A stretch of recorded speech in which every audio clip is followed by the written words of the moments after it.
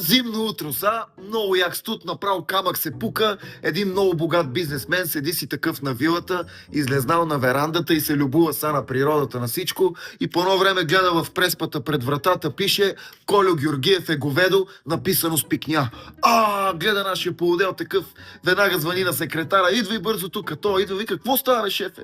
Гледай, бе, вика, някой написал Кольо е говедо, бе, вика, с урина, искам да намериш кой е то. И сега то секретаря почнал търси 3-4 часа, идва такъв и му вика, шефе, гледай сега, имам две новини. Едната е лоша, а втората е много лоша. И той казал, почва и с лошата.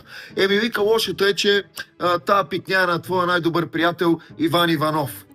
Той подел и казал, леле, Иване, леле, мамичката ти, вика, направо ще го скъсам, като го видя.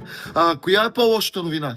И той такъв се почешал и казал, по-лошата новина е, че това е почерка на жена ви.